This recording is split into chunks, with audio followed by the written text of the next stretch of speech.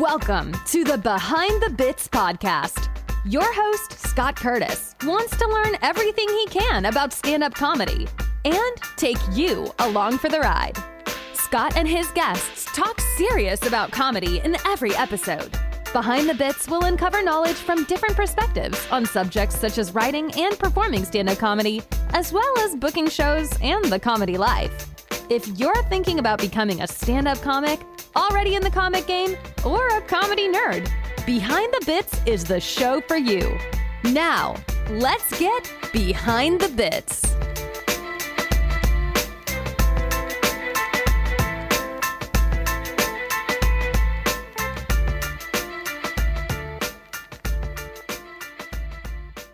Hey, BTB buddies, I wanted to let you know that I have a Patreon page now so that you can support the show. Check out patreon.com/BTBPC and check out the cool stuff you can get for as little as $2 per month. You can also find the link in the show notes. Thanks, as always, for listening. Yeah, I'm performing at the Plano Virtual Comedy Festival this year that runs from October 1st through the 4th. Take a listen to this info and get yourself some tickets, okay? Be honest. When was the last time you laughed at home? Wouldn't you love the chance to see live comedy? Great news! October 1st to October 4th, we've got Plano Virtual Comedy Festival. Live comedy from the comfort of your own home. We've got stand-ups from Los Angeles to New York, from Canada to Malaysia, from Conan to NBC to Fox. And on Zoom, you'll have a front row seat to every show all weekend. Head to PlanoComedyFestival.com to get yourself a weekend of hilarious comedy straight through your computer via Zoom. Plano Virtual Comedy Festival. Go to PlanoComedyFestival.com for more information. Get your tickets discounted when you buy before the end of September. Again, go to www.PlanoComedyFestival.com for tickets, lineup, and schedules. Bring the laughter back into your household. PlanoComedyFestival.com for all of your festing at home comedy needs. MediaTek Institute is a proud sponsor of the Plano Comedy Festival. All right, we're live on YouTube and Facebook. And today I've got with me Mr. Showtime David Scott, one of the most energetic performers that I have ever seen that I haven't seen live. So I'm totally stoked to be able to talk to you because I haven't talked to anybody of your type of comedy yet. And you're like probably my 38th or 40th interview. So it's really nice to get somebody who is a physical comedian, kind of wacky, and just really a comedian who commits to being on stage and leaves it all on the stage, just like James Brown would, you know? Yeah. So I'm pretty stoked to be talking to you. Thanks for being on the show. I appreciate it. My pleasure, man. I appreciate having me on. I hope you, and I, not to sound like an egotistical person, but I hope you never speak to another comedian like me. My whole goal was to be as unique and one of a kind as possible. Yeah, you definitely fit the bill on that because I tell you what, I've watched the Michael McDonald video probably since last week. You're on the talk show last week. Probably watched it 10 or 15 more times just to watch how many marshmallows you shoved in your mouth, and it was good. The world's most dangerous bit in comedy. Yeah. So what we're going to do today is I've actually got some notes that I took from the talk show, but today first we've got the what I like to call the rapid round, where we talk about what an interviewer from Entertainment Tonight might talk to you about and get those answers. And then we go off live because my listeners really need to download the podcast and listen to it for me to get the listens and get a sponsor and all that kind of stuff. So we're going to go off live, and we're going to be so compelling while we are live that everybody's going to listen to it anyway. So it'll be great. So this is basically the teaser. This is the sizzle. Yeah. We're here. We're here. This is a sizzle reel, and here we go. So first of all, where are you from, David? I was born in Queens, New York. Have lived in LA Las Vegas, and I'm currently residing in St. Louis, Missouri. Okay. Excellent. Yeah. And when did you start doing stand-up? Wow. Well, that's a loaded question. I started performing when I was 5. Mm-hmm. My dad was a Broadway performer, an off-Broadway performer, and I started performing when I was 5. My first quote-unquote stand-up show was when I was 16. Okay. My first paid gig was at Catch a Rising Star when I was 19. Okay.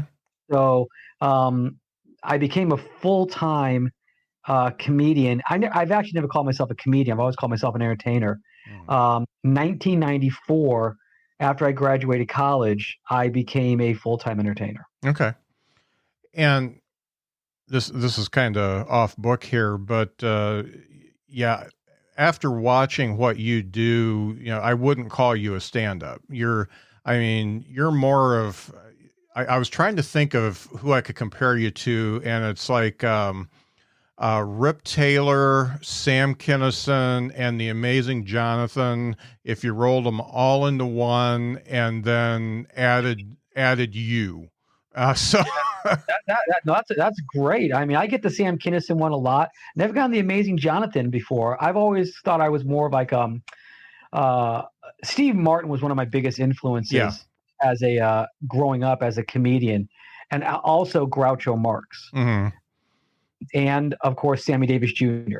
Mm-hmm. And to some extent, even Dean Martin. Not so much Frank, but Dean as well. But yeah, I like your analogy too. Just Rip Taylor's a new one. I haven't heard the Rip Taylor one either. Yeah, and growing up, I just absolutely loved him. Whenever he always showed up on the variety shows, and he was great. Wore the wig, had the little wand that was shooting confetti out of. Oh yeah. Yep. Throwing the glitter and confetti. Your younger listeners will have to Google Rip Taylor. Yeah. There's definitely nobody like him currently doing anything. No, and there never will be anybody like him. That was a one of a kind entertainer. Yeah. So you did mention Steve Martin as an influence, which is great because he's one of mine too. Who else do you think influenced you to do the type of act that you do? Well, I mean, really, there's also Groucho Marx, Buster Keaton. I really have to go. I'm 50, so I grew up in the 70s and 80s, and there's no modern entertainers that I emulated. Mm-hmm. I was looking at entertainers from, you go back to the 1920s, you go back to vaudeville. That's what I kind of grew up watching, because a vaudeville entertainer or comedian was more than just a joke teller. They were doing other things. They were juggling. They were doing magic. They were doing stunts. They were singing. They were dancing. They weren't limited to just a boxed in perception of what comedy is. Mm-hmm. And I was so bored watching just a comedian that when I saw someone like Steve Martin, I'm like, that looks like fun. That's something I would like to do. How can I make money doing that for the next 28 years? Right. So, yeah. So, I really, Steve Martin, early on, I would say, it was the 70s. I watched Mork and Mindy, Robin Williams. Mm-hmm. I can't say that I could do his manic style of comedy, but the energy that he put into it, the commitment to the bit. So yeah, and a little bit of Kinison growing up, a little bit of Bill Hicks, because I do believe you have to have the yin and the yang of comedy. You can't just you've got to balance off the crazy with something, grounded. Right. So yeah. Yeah, and it's. I like the Bill Hicks reference because you do have enough edginess about you, and you kind of got to dig into your YouTube channel for that to really find out who David Scott is. And you've been doing YouTube stuff for quite a while. I went back to some of the older ones. I like the one about marijuana that you did. I think that was last year, and I think you said Steve, stop calling me or whatever. But I did one about marijuana. I did one about lawn darts. I did one about sex and music, the electric slide, but again, you're right. You balance off the wacky with something that is sort of edgy, and that's how you hook people in. Right. Because if you're just edgy, that gets really irritating. If you're just wacky, that gets even more irritating. But if you balance out the two, and the key is finding that balance. Right. And the YouTube channel is nice because it gets to know you as a person. I put the link up there, folks that are watching, so you can step over there. And if you actually click the link and hit the subscribe button, that's good. That's a good thing. So hit the subscribe button. Please, thank you so much. I've been trying. This Showtime Talks is my only YouTube channel now. I had other YouTube channels, and when YouTube first started, I had a YouTube channel, and I actually had one video had 80,000 views or whatever. I was like, okay, this is something we can make it. And then Google bought YouTube, and I lost everything. Yeah, I lost the entire channel, and I was like, and I've never been able to rebuild it. I've been trying to rebuild it slowly. So this is so Showtime Talks. Like and subscribe, please. It means the world to me. And people of our age, of our ilk, you're the ones that really need to subscribe, because you don't want to watch those 12-year-old kids with YouTube channels or TikTok. You want to watch people your own age. So Mr. Showtime David Scott does that. Yeah, I just put a new video up this morning. It's called my At Home with Mr. Showtime series, and I'm playing with the Evel Knievel stunt cycle. So if you're a kid from the 70s, you know the Evel Knievel stunt cycle. I bought one. I unboxed it. We played with it. It's like a walk down memory lane. You know what's funny? You sent me a message that you were in the studio, and I was watching that video when you sent the message because I had the Evel Knievel stunt cycle. So, yeah, it's great. It's the things I've found being out of work with the COVID crisis. The Evel Knievel stuff, the $6 Million Man stuff was just fantastic. Oh yeah. Good times. Yeah. Different generation, man. I hate to say it because it shows your age, but when we were kids, it was basically your own imagination was your computer screen. Yeah. We had to create our own scenarios. We had to take whatever we were playing with and create our own scenarios instead of now where, you're still using imagination if you're playing Fortnite or Minecraft, you're put into a world and then you make the best of it. But we had to create that world in our backyard with sticks and rocks and lighter fluid and matches. Yeah. Oh man, I can dig that. This is one I'm asking everybody that's kind of off topic, but another podcaster does it, so I like it. Are you reading any books, listening to any music, podcasts, magazines, blogs, or anything that you like that has inspired you? I don't listen to podcasts at all. I just don't have the time to sit down and listen to a podcast. I don't read much, like physical books, but I'll read stuff online, especially history. I'm a big fan of history. I love when I was a kid, I was really into the Revolutionary War and learned all I could about that. Then I moved on to the Civil War, and learned all I could about that.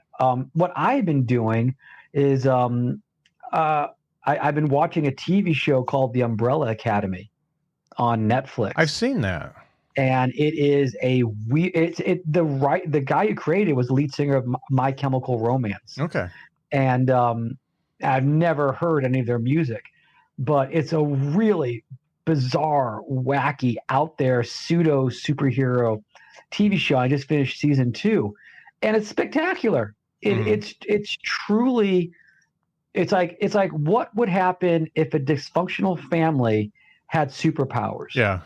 And it's sometimes it's funny, sometimes it's serious, sometimes it's sad, sometimes it's dramatic. It's a great show. So I've been watching that, I've never listened. I tried to do my own podcast back in 2019. I did 3 episodes of my own podcast, and I got so bored with myself.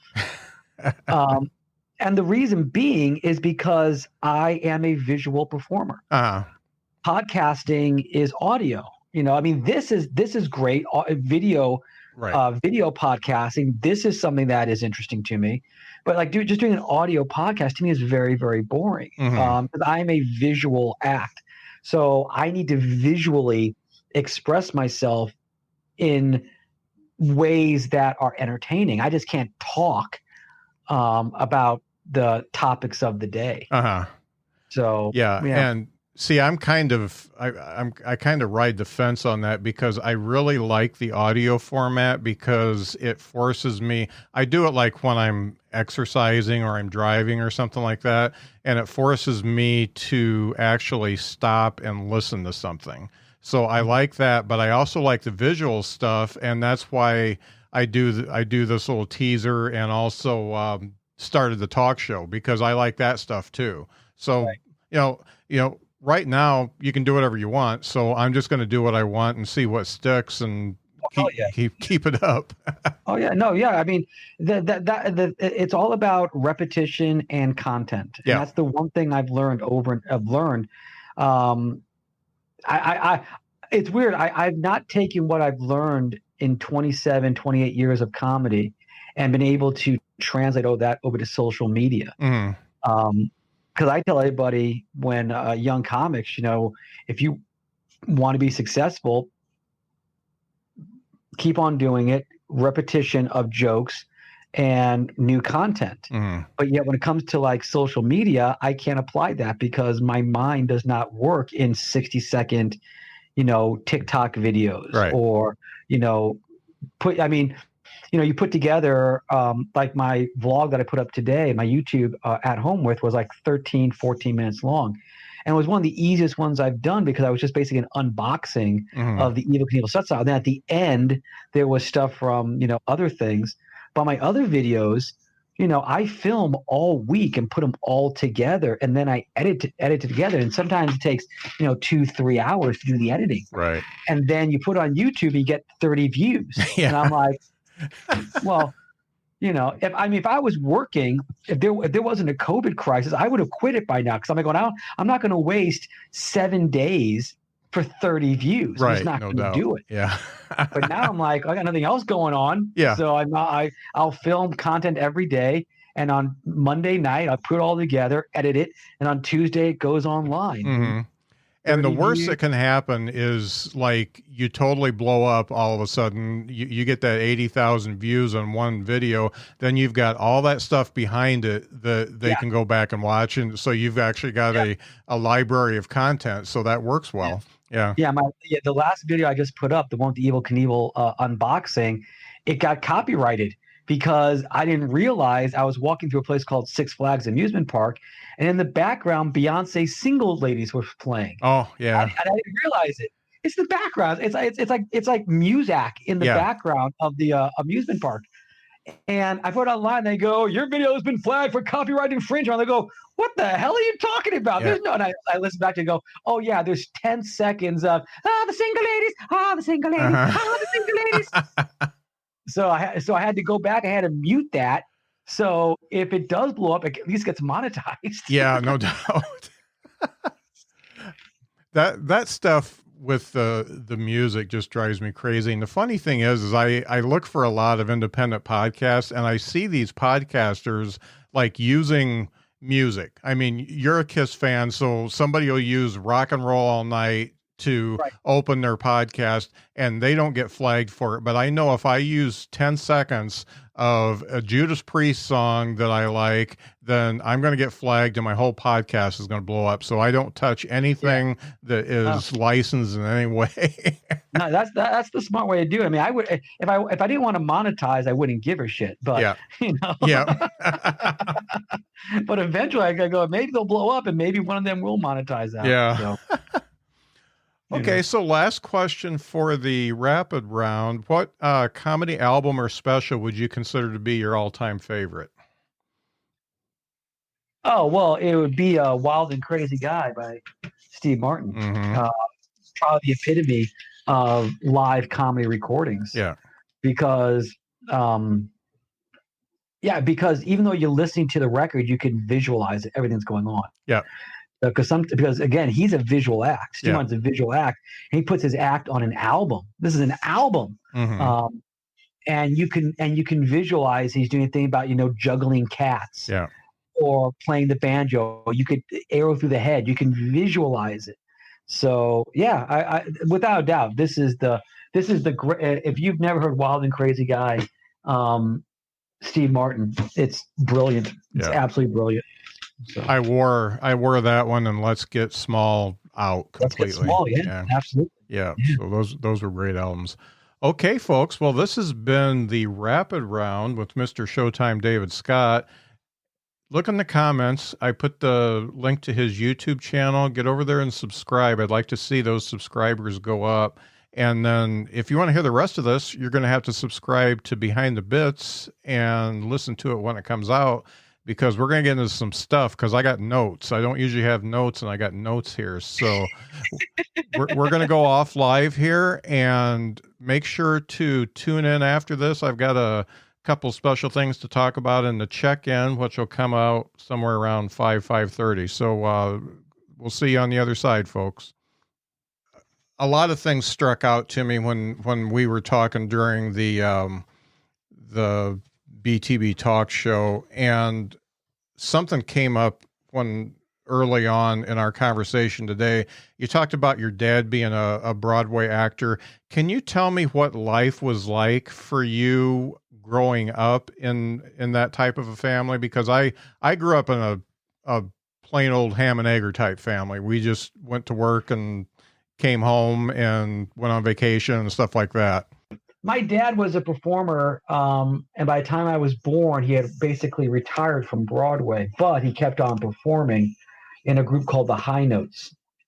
And it was always when we'd have parties, when my mom and dad would throw parties, it was always singing and joke telling. So it was encouraged growing up to express yourself artistically. Mm-hmm. My dad was a singer more than anything else. And my mom can sing. She just didn't want to sing in public. But she could sing. But my dad would perform at venues with him and his trio. And basically the stuff that, Broadway show tunes, so Showboat, Fiddler on the Roof, Joseph and the Amazing Technicolor Dreamcoat, stuff like that. It was really a great way to grow up if you wanted to be a performer. Mm-hmm. And luckily, I would watch my dad be at these parties and be the center of attention because he's telling jokes and people around him laughing. And I thought, I want to be that guy. Mm-hmm. I want to be the guy that everybody's around laughing because I'm telling stories, telling jokes. So I sort of drifted more towards the comedy and less from the singing and dancing. Although I do have theater background. I do have a degree, a theater degree, amongst two others. But I did learn singing and dancing and performing. But my love has always been laughter. Mm-hmm. I'm trying to say in a way that is compelling to your listeners, but my mom and dad always encouraged me to achieve what you were dreaming. Like when I told my mom and dad after I got out of I graduated college, I told my mom and dad, I'm moving to California, I'm moving to LA, and I'm going to do stand-up comedy. I just spent 4.5 years in college, and I'm going to take all what I've learned in college, pack up my 1982 Honda Civic, and drive across the country to LA to become a comedian. And they were both like, this is a great idea. This is what they supported me so much. Because I think deep down, my dad was like, I want you to be a performer. I want you to continue the legacy. And my dad used to write jokes for me, write bits for me, say, hey, I think this is funny. I mean, they never were, but he just had so much fun living vicariously through me that it was a great, it made me and my dad even closer. Yeah. So, but yeah, I mean, I don't know what it'd be like if I had no desire to be a performer living in a performer's family. I would assume it'd be like a living hell. Yeah. Well, that's great. But I always remember Billy Crystal. Someone said, "Are you the class clown?" Billy Crystal goes, "No, I'm the class comedian." Yeah. And the interview goes, "What's the difference?" I go, "The class comedian is the one that talks the class clown into doing something stupid." Yeah. And I was like, I like that. I like that. So I consider myself the class comedian. Right. That's good. And you mentioned that you really started doing your act when you were 16. What did that look like when you were 16? I mean, what type of stuff did you do? Honestly, it was almost like doing Steve Martin's act. Yeah. I mean, I was 16 years old. I did not know the rules of comedy, which most people don't at 16. And I was not doing his jokes. I wasn't doing verbatim his jokes, but I was juggling. I was doing really cheap magic tricks. I was dressing in bizarre things, putting hats on my head. You know, it wasn't the arrow through the head, but it was something, you know, like those bopping antennas that go back and forth. So yeah, but it was basically a lot of me trying to look like I was in danger, but never really in danger at 16 years old. So what you're describing isn't all that far off from what you do now. I mean, I know it's grown and refined and everything like that. So you pretty much found out what you wanted to do right when you started doing it then. I was in high school and I went back to, I can't remember, it was my 20th or 25th high school reunion. So I've only been to one. And there was a paper that I wrote as a freshman. What do you want to be when you grow up? And I wrote, I want to be a stand-up comedian. And I'm the only one that I wrote it when I was 14, 15 years old, and I made it happen. So yeah, this is what I've known. I want to do this since, like I said, since I was probably 13 years old, 12, 13 years old. And I just made it happen. I didn't realize I could make a living at it. I didn't realize that I could do this for 28 years. But yeah, this is all I've ever wanted to do. And I consider myself very lucky. Yeah. I totally envy you, because what you are doing is what I wanted to do at that time. And like I told you, I grew up in a ham and egger small town, and I became a ham and egger and didn't really start doing what I wanted to do until I was in my 50s. So, you know, but it's better never than late, I guess.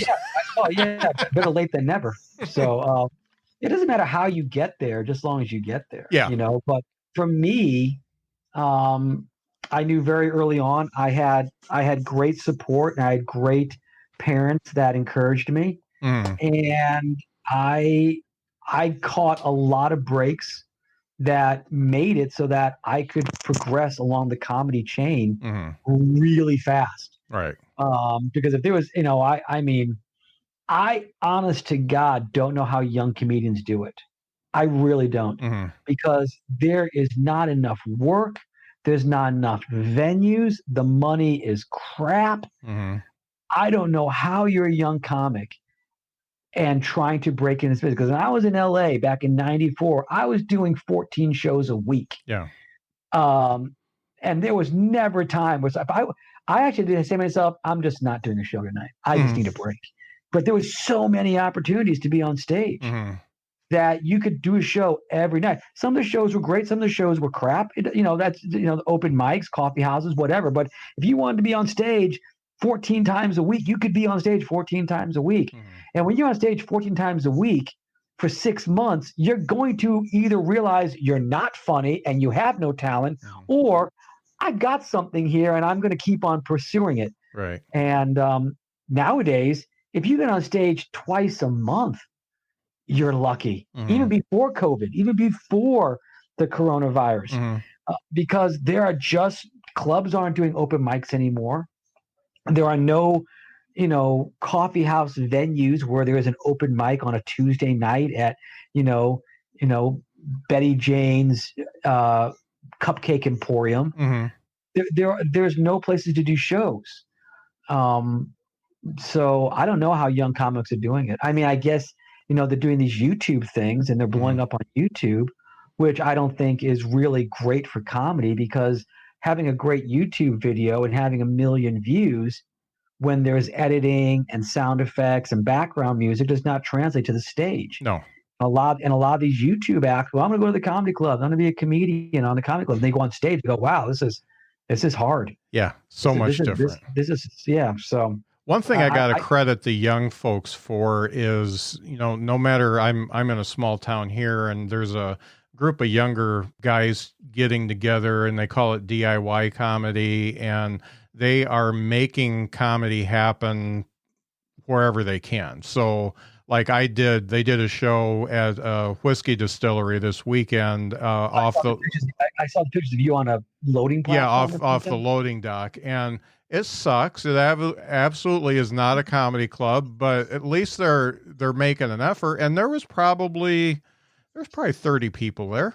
And I mean, that's great. Yeah. The fact that there is, but the problem is that's a once every other month, once every 6 months type of show. Yeah. It's wonderful that they're doing it, and I applaud them, because that's kind of the situation we're in right now. But you cannot improve as a performer, as an entertainer, doing one show every 6 months. No. It is literally impossible. Yeah. You've got to be on stage a lot. It's the only way to become better at this game is to, like I said, repetition and content. And one way to do repetition is be on stage. The only way to do content is to be on stage. So you got to hit it and hit it and hit it. That's why these young performers, I feel for them. And now, and it was hard before. It's impossible now. Yeah. Because I try to do 2 online virtual shows, and I will never do another virtual show.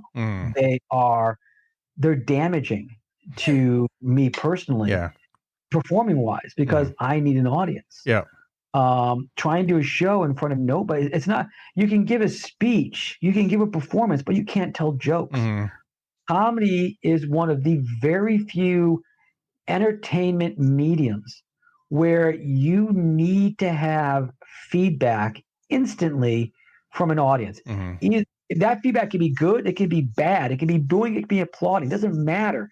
You need feedback. If you're a band performing for nobody, no big deal. That's just jamming. That's just rehearsing. Yeah. Comedy without an audience, it's borderline impossible. Yeah. Did you walk away from those 2 that you did depressed? No, I wasn't depressed. I was. It became an epiphany to me that comedy needs an audience, and that's why I'm concerned about comedy going forward in this new world we're living in.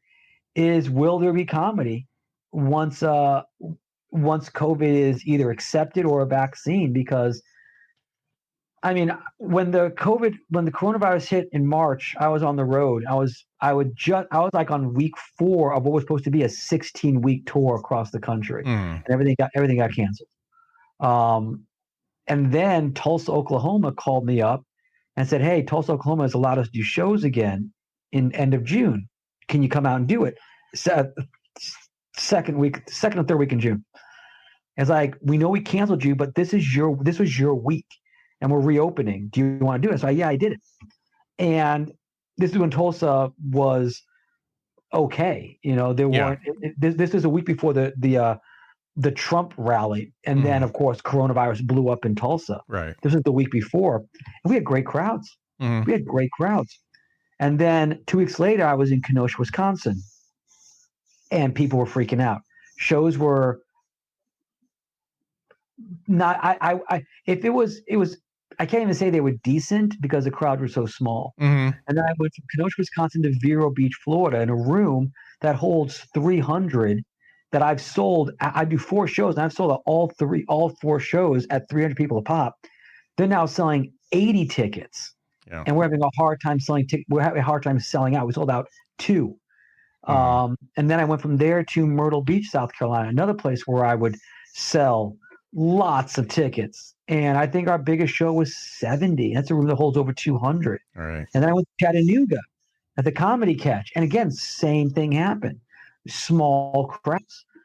The ones that came out were appreciative, but these clubs cannot survive with these numbers. No. And it's great. It's great that you had a show for 30 people, but the problem is 30 is going to be the number of like, all right, we got 30 people. Yeah. We got 30 people. We got 30 people. And I'm like, wow, this is almost like going back to the very first time I did comedy back in 93, 94 in LA, where you're excited that you got 30 people in the room. Whereas a year ago, if I'm doing a show for 30 people, that is a nightmarishly bad turnout. That makes me go, there's something wrong with me. I'm not drawing here. I can't do shows here. If I'm only drawing 30 people, I can't perform here anymore. Right. And now we're excited about 30. And it's I don't know, man. I mean, I wish there's I've talked to so many comics, and I've talked to so many club owners, because I've been doing this for such a long time. I've got relationships with club owners and bookers and agents and other comics, and and they all say the exact same thing. They don't know if they're going to be here in 6 months. They just don't know. And I know some comics who have just flat out said, I'm not even going to try to get back into it. Yeah. I'm going to work at a call center. I'm going to get a job. I'm 50 years old. I better get a job for the next 10 years just to make a living. And I understand it. Yeah. I understand it. I mean, you, Scott, is a prime example. You started late in life. So you're basically was just in that MC feature stage. And there's not a lot of money being an MC or a feature, if there's any. Yeah. So what little money you were making is now gone. Yeah. And you're like, do I really want to fight this fight? So I know a lot of feature acts are like going, I'm just going to get a job. Yeah. Because you could have if you were a feature act and a road dog, and you were working 40 weeks a year, 45 weeks a year on the road as a feature act, you can make a living. You're working your ass off, but you can make a living. But you're living on the razor's edge.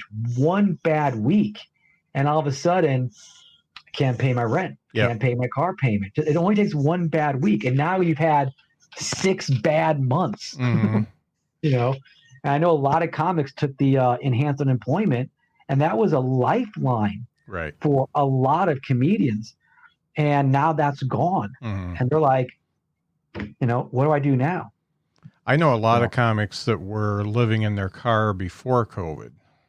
Yeah. So, you talk about the young people, and they're so committed to doing what they're doing that they were living in their car. They had a gym membership at Planet Fitness so they could go in and shower every morning. And now they don't even have that. So I don't know how some of these guys are surviving. I'm fortunate in that, I've worked all my life and I don't need the money. I don't need comedy money unless it's going to be really big money. And so if I get comedy money now, I give it away.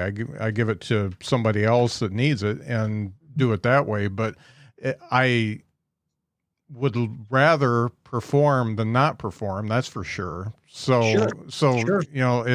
it's tough. And I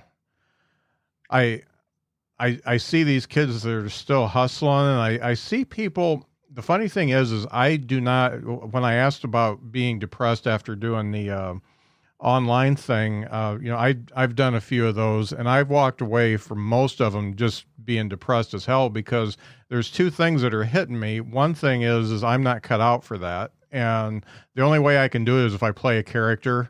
So I've got a conspiracy theorist character, and I've got a new, bad comic that I wear a wig, Richard K. Weed. And so I do stupid, bad jokes there, but then, so I can't do it. I'm never going to be effective at that medium, but I'm also seeing people who are really good at that medium. And that makes me believe that medium may be the thing that comes out of this. So you're talking about the clubs closing and all that kind of stuff. I'm thinking that maybe some of this online stuff is going to be what replaces club comedy in some cases. And they're going to start taking ticket money and making money at that. And that's going to just fuck everything up for people, for club comics. Yeah. Well, we were already going in that direction before COVID with YouTube acts and viral videos. I don't think there's any money to be made for the average comedian to hustle, unless, of course, you have a YouTube channel that becomes very successful and you're able to monetize it and make money off the YouTube channel. But I do not see any situation where a YouTube comedy show, a weekly YouTube comedy show, draws people. I don't see it. I mean, if I'm wrong, I'm wrong. Right. But I don't see bands performing virtually. I don't see Kiss going on tour and doing a virtual show. There is something that will never replace live entertainment. And until there is a vaccine or a cure or some kind of understanding of this virus, we're kind of in a holding pattern. Yeah. But yeah, clubs were already competing with Netflix and YouTube and Hulu. Yeah. And that's been comedy's biggest problem, is that every generation that comes along is less likely to go out and see live entertainment. Our audiences become older and older and older until eventually there is no audience. And we have a generation now. I mean, I've got a 23-year-old daughter who might never go to a live event. I've taken her to live events and she loves them, but doesn't voluntarily go on her own. And if she has kids, they're going to grow up in a totally digital world. So we're 2 generations away from literally no live performances. Yeah. And that's depressing. Yeah, it is. I'll give you that. That's depressing, but I'll be dead by then. So, as will I. Yeah. So that's future comedians' problem. I got to figure out how to make the next. I had a 5-year plan. I never do this, but when I turned 50, I had a 5-year plan to retire at 55. Because like you, in a different way, I've been very smart with money. My investments that I make in the stock market, the way I save money, is that, I'm fine. I mean, I'd rather be performing, but I'm not selling blood or plasma to buy a Big Mac. Yeah. But I thought if I could make it to 55, that would give me a nest egg that I could retire on. And then I could just do the shows that I want to. I could really do 1 show a month, at the 10 clubs that pay me where I'm a special event. I could do those and just do those and live very comfortably. But now it's like my retirement started 5 years early. I'm like, I'm not really. I got a 5-year window where I got to make X amount of dollars. How do I make that money? This isn't part of the plan. This was definitely not part of the plan. So I mean, the one time I make a 5-year plan, and a once in a lifetime pandemic hits. Yeah. Because I actually made a plan. I actually sat down, and go, these are my plans. Wrote down a piece of paper, 5 years, check. And I was like, okay, and it started January, February, halfway through March. This plan's working great. I'm kicking ass on this plan. And then boom, COVID-19. Plan just goes. It was like Wile E. Coyote and the plunge with dynamite. Yeah. All those check marks on one big X, and that's all you need. I wanted to switch gears a little bit because you got me thinking when we did the talk show that, and this hasn't been out of my mind since we did it.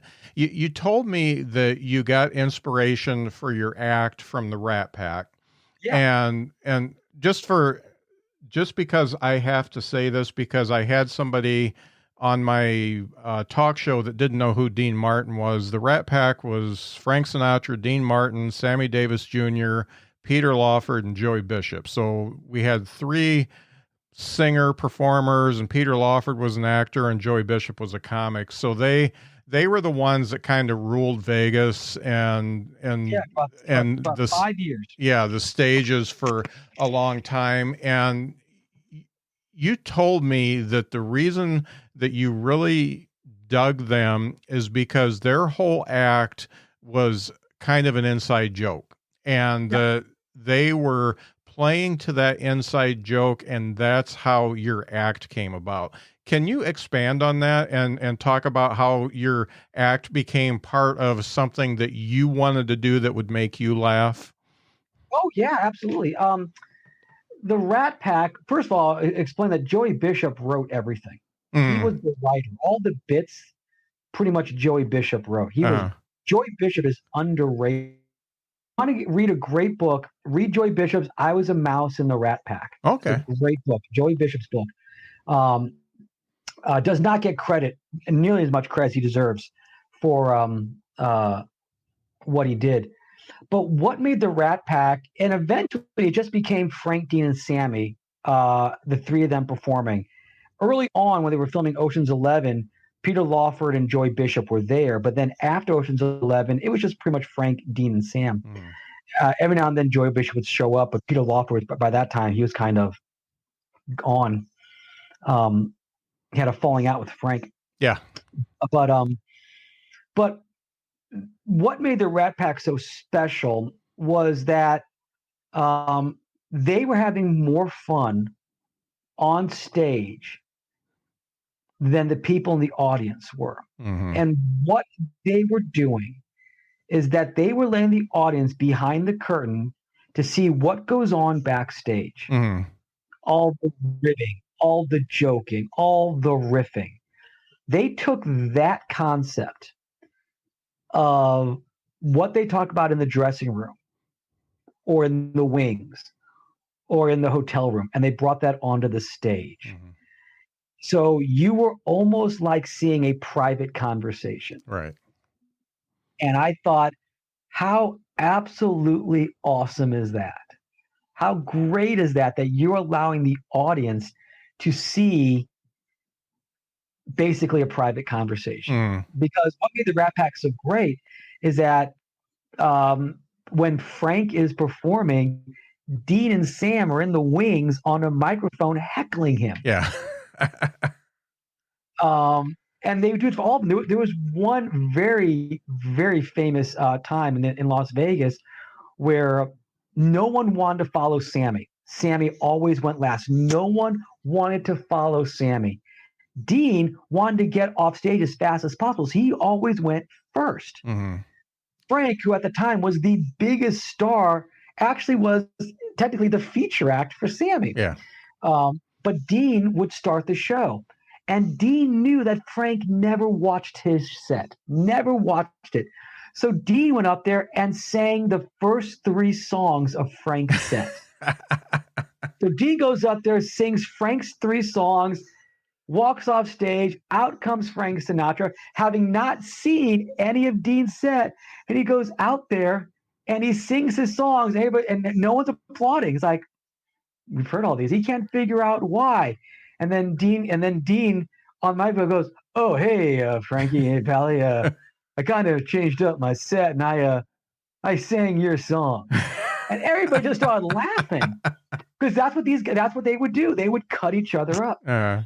So I thought, how can I take that type of show, being a single, not a group, but just being myself, and allow people to see how my mind works in a way that I am pulling back the curtain on performing.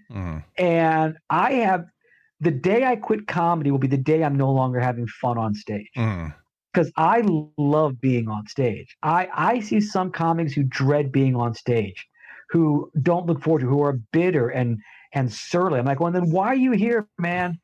If you're surly, get away. You have no business being on stage.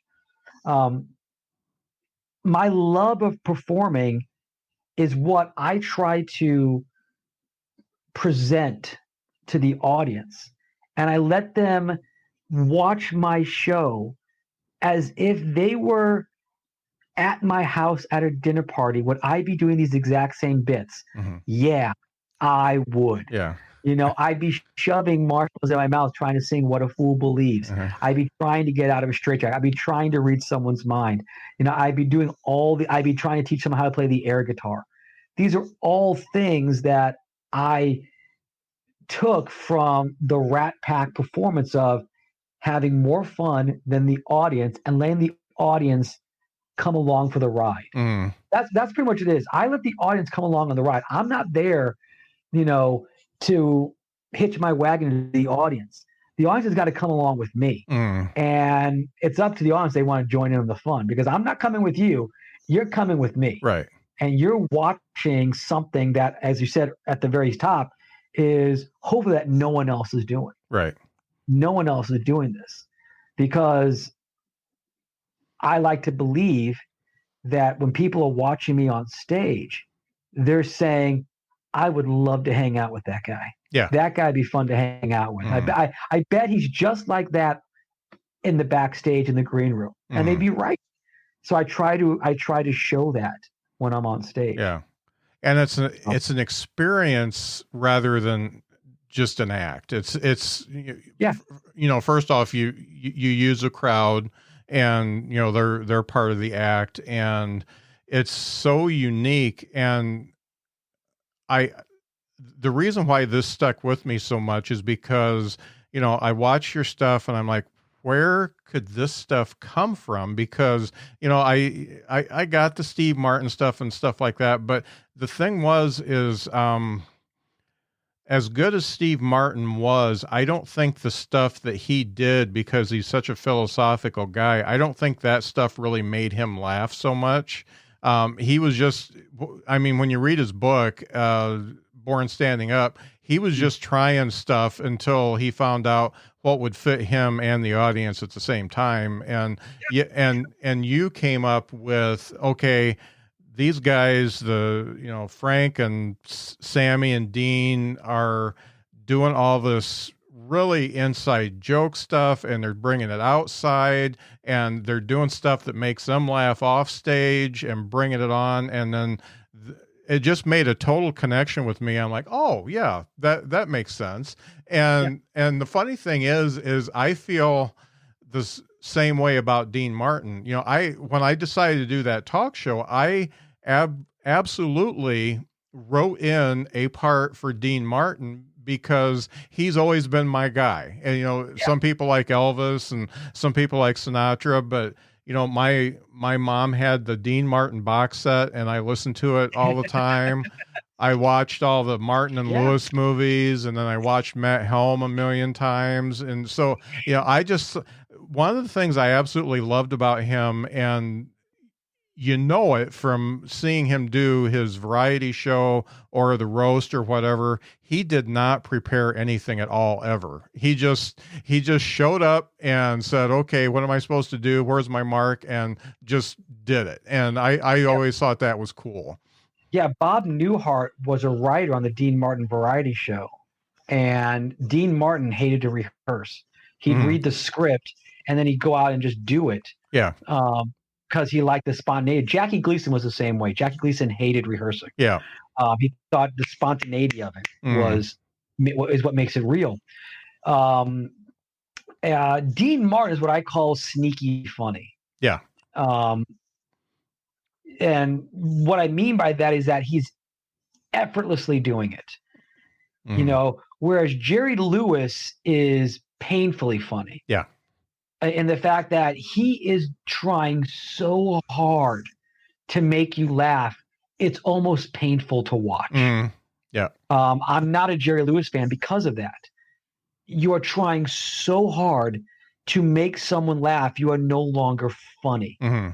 You take it too seriously. You are trying to find the mathematical equation to a joke. This is why I don't believe in, there's a controversy, and I've heard this my entire comedy career, laughs per minute in comedy.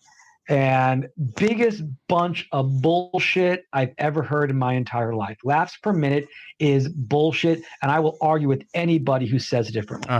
Because Jerry Lewis was a laugh per minute guy. Yeah. And because of that, he was pained. It was painful to watch. It was hard to watch, especially in The Nutty Professor, where he's basically doing a Dean Martin ripoff character. Painfully funny. Dean was sneaky funny. You'll laugh more watching Dean Martin than you will Jerry Lewis, and that isn't even a debate, because Dean is effortless. And it may seem like he doesn't care. He does care. He's a pro. Yeah. He's a professional. He just makes it look effortless. And that's the genius of Dean Martin. He's effortless in it. So sneaky funny. Yeah. But yeah, Dean had so much talent. Dean did some of the best impressions of Hollywood actors, and no one even knows that he did impressions. Yeah. He was a great impersonator. He did great impressions. You know, one of the greatest crooners that's ever lived. Yeah, love it. And a crooner is not a singer. Yeah, there's a difference. Yeah. Great crooner, but he's also funny. He was so funny. He was a triple threat, and he made it look easy. Yeah. He just made it look easy. Yeah. That's why he's wonderful. Yeah. He's absolutely the best. If you want to emulate somebody, Dean Martin is a good person to emulate. Yeah. The only problem is I'm getting young people on the show, and some of them just don't know who he is. So that's a shame. Yeah. Yeah. That's a shame. You know, I talk to some young comics right now who don't know, Richard Pryor, don't know Bill Hicks, don't know Sam Kinison. It's. And I get it, they're talking about, I watched, Josh 2.0 or Gaffigan or, it's like these other comedians, and that's fine. There's always got to be the next generation. Right. When I got into this business, I knew eventually I was going to be pushed out by the next generation. That's that we have a finite number of years on stage, and how we utilize them is up to us, because the next generation is going to push us out, and they're not even going to think twice about it, because I pushed comics out, because I was a young comic. I was the one coming up the ladder. Right. My show was pushing other headliners out of their spots because they couldn't follow me. Right. That's the business. Yeah. And I know that eventually I'm going to be pushed out by some young comic. And I've known this for 25 years. I've known that for 25 years. Eventually, I'll be pushed out. Hasn't happened yet because, again, hopefully no one's doing what I'm doing. Right. But I'm hopeful that maybe I'll retire on my own terms. But we are all going to be pushed out. And then those young comics are going to be pushed out eventually by themselves. We all get replaced. We are all replaceable. And and sometimes history gets lost in the history of Groucho Marx, Buster Keaton, Charlie Chaplin, Steve Martin, Dean Martin, they get lost. Yeah. They get lost in the Robert Klein, Richard Lewis. They get lost and they get forgotten. Mm-hmm. And the next generation, shows up. And it's funny. I get to talk to a lot of young comics doing this, and also in the clubs. And it's funny. You get the ones who don't know any of them. I mean, they wouldn't know Bill Hicks if you put his act up in front of them. They don't know Lenny Bruce. They don't know all of them you talked about, Robert Klein, Shanling, just none of them. And then there's other ones who are so young. I interviewed this guy from Chicago, and he knows all of them. And, he's talking about Moms Mabley and stuff like that. And so some of them do go back and they study and they understand. But every generation, those ones you have to watch out for, because those are the ones that are going to become very good. They're smart because they're looking at what works. Because one of the things that I've noticed is, there isn't a whole lot of anything new being invented. We don't have any Andy Kaufmans running right now. We've got a lot of Lenny Bruces. We got a lot of people trying to be Lenny Bruce and George Carlin. And George Carlin. And then we've got you, who is so weird and unusual that nobody's doing anything like you are, but very, very few people are like you. I mean, most people are just doing standard stand-up, and they are emulating somebody that came before them. Right. That's the thing I tell young comics right now, is that they're trying to be Lenny Bruce. They're trying to be George Carlin. They're trying to be Richard Pryor. They're trying to be Hicks. But they're forgetting the one thing about those guys is that they were funny first. Yeah. Then they made their point. Mm-hmm. The young comics today are not being funny. Yeah. They're just being controversial. They're just saying their opinions. Mm-hmm. There's no joke. Yeah. You got to be funny first. Then you can take the audience down your rabbit hole of mind thoughts. I always recommend to new comics to listen to Carlin's albums in order, because you see how he changed. He went from the progression. Yeah. He went from the hippy dippy weatherman to this philosophical, oracle. Yeah. Mm-hmm. And near the end, George Carlin was not funny. He just was not funny. Yeah. His last appearance on the Tonight Show was a train wreck. Yeah. He was not funny because George Carlin had forgotten the number one rule is funny first. Yeah. He was not being funny. He was just being an angry old white guy. Yeah. And the crowd was like, you used to be funny. Like the 7 words you can't say on TV. Yeah. Even though it was a political statement, it was funny. Mm. You want to listen to a great, I'm not quite sure what the rating of this podcast is, but if you want to hear a great Carlin bit, Google "fuck of the mountain." Okay. It is a great bit, and it's about the word fuck, and it's just an awesome bit, and it's funny, and yet it's poignant, and yet it's logical. Mm-hmm. He hits every single beat, and then he kind of stopped hitting all the beats near the end. But he already paid his dues. He could do whatever he wanted. Yeah. But he was not. It's like Dave Chappelle right now is not really funny. Because he's not trying to be. He's trying to be a truth teller. Yeah. He's not really very funny. He's telling you what's on his mind. Sometimes it's humorous, but most times it's just like, you could have heard this at a TED Talk or at a professor at a Ivy League college. It's not really funny. Right. But he's already paid his dues. He doesn't have to be funny. Right. He doesn't have to do an hour of getting stoned material. Mm-hmm. He's earned his stripes. And some of the things that are coming from him, when you hear it out of his mouth, it actually lands and it can actually change people's minds. So, it's still important, even if the laughs aren't there. Yeah, I'm not saying that, but he's no longer a comedian. Right. You know, people say, "Oh, I saw Chappelle's comedy special on Netflix when it dropped after the Black Lives Matters protest." Mm. He dropped a surprise comedy special. There was no comedy in that at all. Yeah. Calling it a comedy special is, if I was Dave Chappelle, I'd be in the comedy. No comedy at all. And I think, and I don't know Dave Chappelle. I've never met him, never had any interaction with him, but he wasn't doing comedy. He was doing social commentary. Right. And I think that was much more powerful if they had called it such instead of calling it a comedy special. But there was no jokes. And that's what George Carlin was doing near the end. That's what Bill Hicks was doing near the end of his life. That's what Sam Kinison was doing near the end of his life. They were doing social commentary. And every now and then there'd be a little joke in the middle, but it wasn't comedy.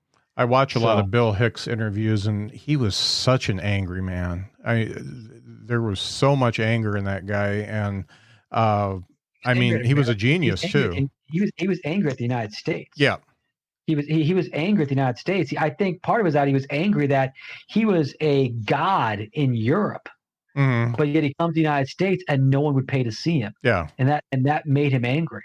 Dangerous is a great comedy album. Bill Hicks is Dangerous. Yeah. Maybe one of the top 5 comedy albums of all time. It's just brilliant. Yeah. You know, but yeah, he was angry. He was angry at Dennis Leary. He was angry at other club owners, but you could also be self-destructive. And Bill Hicks kind of self-destructed himself. You know, he'd be booked at a comedy club Tuesday, Wednesday, Thursday, Friday, Saturday, and not show up till Friday. Yeah. You know, so you know, you can poison yourself. You can sabotage your career. And Bill Hicks, and to an extent, actually kind of sabotaged his own career. You know, I don't know what would have happened if he had not gotten cancer and he had not passed away. Yeah. I don't know if he would have become that oracle social commentary kind of performer. He was definitely heading that way. But but he sabotaged. You know, self-inflicted wounds are the worst wounds. You know, when you self-inflict them. Yeah. And it's like, God, I mean, I've done it to myself. I've done it recently. Yeah. Where I did something that was it was self-inflicted. I go, what the shit is wrong with me? Yeah. You know, just God. You know, it's like one of those situations like going, why'd you do that? Yeah. You didn't have to do that. It was so unnecessary. It was self-inflicted. And I'm still trying to make up for it. You know, I'm still trying to fix it. Yeah. But it was self-inflicted. Yeah. And I'm like, God damn, I'm a moron. So, you know, it's yeah. If you young comics out there, here's the thing. Anybody's listening right now, you are going to make so many mistakes and you are going to fuck up so many times. Just don't repeat them. Yeah. Everybody's allowed to fuck up. Everybody's allowed to make mistakes. Everybody's allowed to burn a bridge. I've burned bridges and I don't regret the bridges that I've burned because they deserve to be burned. You know, but if you do something and you fucked up, don't do it again. Yeah. Learn from it. Learn from the mistake. Learn from the wound that you caused yourself. We're all going to make mistakes. I learned very early. The only thing you can truly call your own are your mistakes. Those are yours. Those are yours forever. Then you are going to be a better person. You'll be a better entertainer if you learn from the mistakes. Yeah. If you realize that there's a bunch of bachelorettes at the comedy show and you call the mother of the bride the C word and the crowd turns on you, don't do it again. Yeah. You've learned your lesson. All right. You thought the crowd was going to be on your side and then you called the mother of the bride the C word. Well, guess what? Now the club isn't going to book you. You just walked 18 people. Yeah. The owner is pissed because they want the drink money. Yeah. Guess what? You made a mistake. Don't do it again. Right. Find a better word. Find a better way. Because there isn't a male comic out there who has not used the C word on stage at one time in their career to describe a situation with a female or a group of females. We've all been there. Yeah. Every comic has been there. And we all think, I'm going to make it funny. I'm the comic. Yeah. I'm going to be the first comic in history who's going to use the C word against a woman, and I'm going to be lifted on the shoulders of the town people and march down the street in a parade. I'm going to be that guy. Guess what? You're not. Yeah. You're not going to be that guy.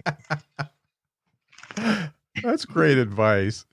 So to wrap things up, I got to know you a little bit for the talk show, and we've been talking here. Have you ever done this or ever thought about teaching comedy? Because you've got such a unique perspective of it. A lot of what stand-up comics, one of the biggest mistakes they make, some of them is timing, presentation, and having the right material that fits who they are. So have you ever thought about getting into the teaching aspect? I have. I did. I taught one day. I actually lectured at the University of Iowa to about 300 students about the art of comedy. That was interesting. I have helped young comics. I'm always willing to give advice. We plugged the shit out of him, Joel Byers in the Hot Breath. I did a podcast kind of like this where we talked about the business of comedy. Uh-huh. I thought about doing it. I actually was in the process of creating a comedy class, a comedy school here in St. Louis when COVID hit. Mm-hmm. And that kind of went to the wayside. I've definitely thought about it. I've thought about teaching the performance aspect of comedy. Mm-hmm. I can teach anybody how to write jokes. Jokes to me are easy. I know it sounds arrogant, but writing a joke to me is not a problem. Mm. It's performing the joke, right, is what makes it go from paper to stage. Mm-hmm. And I don't think there's enough people being taught the art of performance. Because I can write a 5-minute monologue right now and give it to you and have you read it. Will it be funny? Yeah. But if I teach how to perform it, it's going to be something truly special. Yeah. So I would love to teach people how to perform comedy, because you don't have to be like me. And my kind of point, you can stand behind the microphone and just tell jokes. Right. But I'll teach how to perform in such a way that just standing there, you'll get big laughs, because I'll teach how to perform. I'll teach how to use inflection. I'll teach how to use pausing. I'll teach how to use timing. Mm-hmm.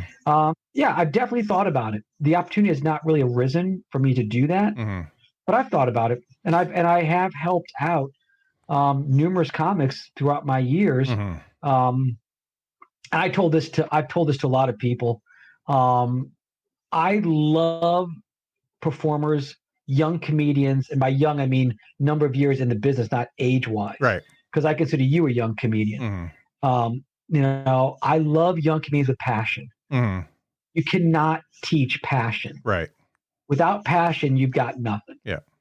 So if I see somebody with passion, if I see a young comedian with passion, I will help them more than somebody who's just doing it because, I've got nothing else to do on a Thursday night, so I thought I'm going to do an open mic night. Hey, I'm glad you're having a good time, but I don't have time for you. Yeah. I'm glad you got laughs, got your fun, but I'm not going to help you. I need somebody with passion, someone that sees this as, the art that it truly is. And a lot of people don't consider comedy an art form, and it really, really is. And so when I see passion, I'll always help out passion. Right. I'll always help out somebody who's got passion.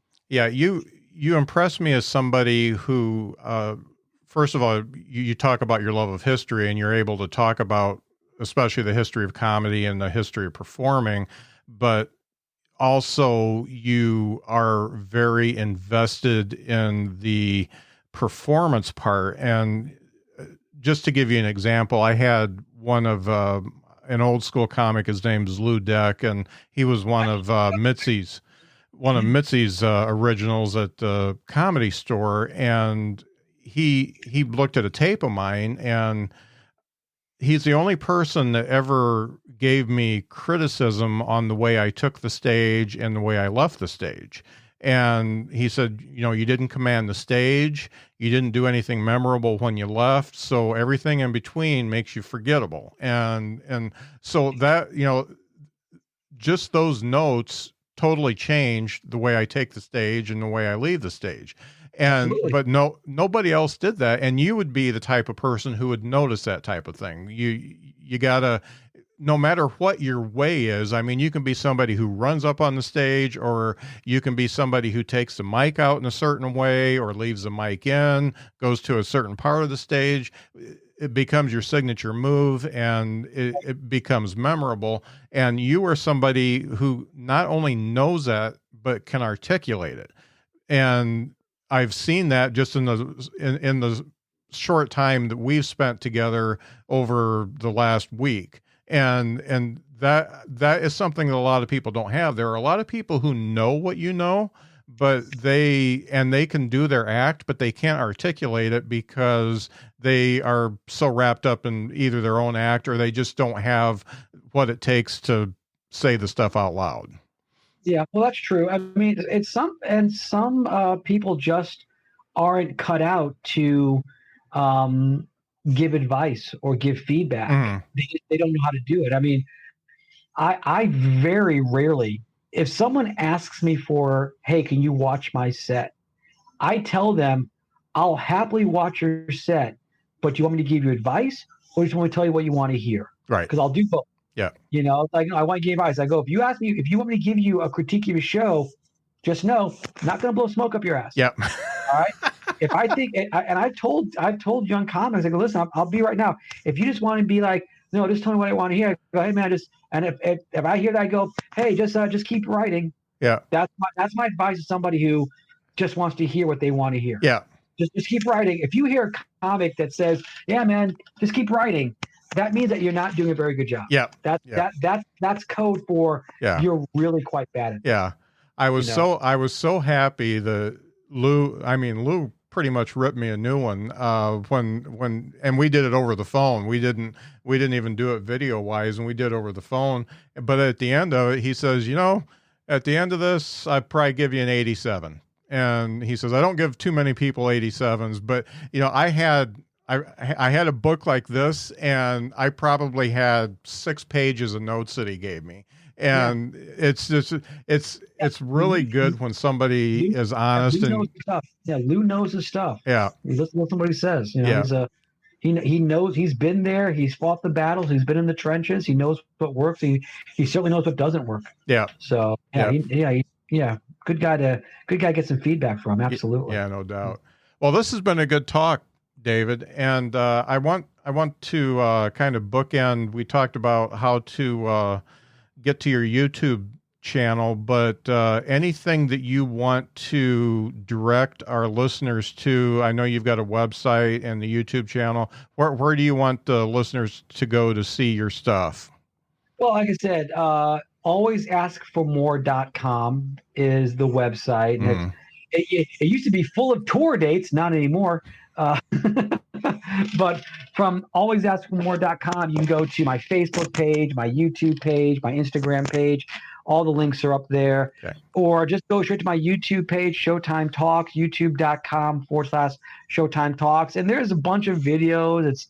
It's kind of freewheeling. It's meant to be fun. It's meant to be interesting. I did a thing called the Monday Monologue that's on there. That was basically an exercise for myself, writing current events, writing current event humor, which is something that I do not do. Yeah. So I just wanted to prove to myself that I could do it. Yeah. That I could do like a talk show monologue-esque type of performance. So it's kind of like, an exercise, because even I need to expand my comedy muscle and try doing different things here and there just to see what I'm good or if I can do it. So the Monday monologues up there, and of course the At Home series and On the Road with series, they're up there as well. And like and subscribe, people. That's it's kind of the world we're living in right now. It'd be great. I've got great fans. I have built up a grassroots fan base that once you see the show, you come back again and again because I make the show so worthwhile. I make it worth your money. If you're spending money to see me, you're not going to get ripped off. Yeah. You're going to be like, that was worth $20. Yeah. That was worth $15. That was worth whatever, but that was worth it because I leave it all on stage. Yeah. You're like an athlete up there. Yeah. I mean, I believe in giving the crowd the show that they deserve. And whether 30 people or 300, you're going to get the full show. You're going to get it all. I never take a night off. I never go, oh my God, 30 people. Well, I'm not going to do these 3 bits. Nope. I'm going to do the show because those 30 people came out to see me and they're going to get the show that they paid for. Yeah. Yeah.